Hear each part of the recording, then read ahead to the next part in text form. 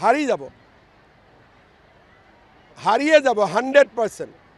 কাৰণ অসমৰ মানুহৰ মেইন চিন্তা হৈছে মিয়াক লৈ।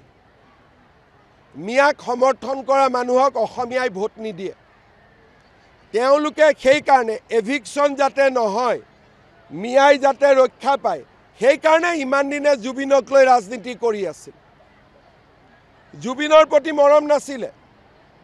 জীয়াই থাকোঁতে জুবিনে কাৰ কথা কৈছিলে? মোৰ কথাহে কৈছিলে।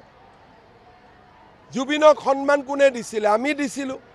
এইবিলাকতো মৃত্যুৰ পিছত খালি মিয়াক বচোৱা ৰাজনীতিৰ কাৰণে জুবিন গাৰ্গৰ সমৰ্থক হৈছিলে। আচল জুবিন গাৰ্গৰ সমৰ্থক অসমীয়া মানুহখিনি। লাহে লাহে প্ৰমাণ হৈ আছে। কোনোবা মিয়াৰ জলচাত জুবিনৰ ফটো দেখিছে নেকি? কোনোবা মিয়াৰ ধৰ্মসভাত জুবিনৰ ফটো দেখিছে নেকি?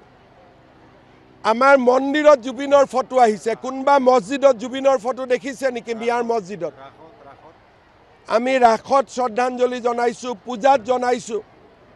এতিয়া 21 ডিচেম্বৰ নেকি গৌৰীপুৰত মিয়াৰ এখন বহুত ডাঙৰ ইজতেমা হ'ব। মই ভিডিঅ' লগাব কৈছোঁ, জুবিনৰ ফটো লগাব নে নলগাব। গতিকে এইবিলাক আমাৰ লগত যুঁজি লাভ নাই। আমি বগাক বগা, কলাক কলা বুলি কোৱাৰ আমাৰ সাহস আছে।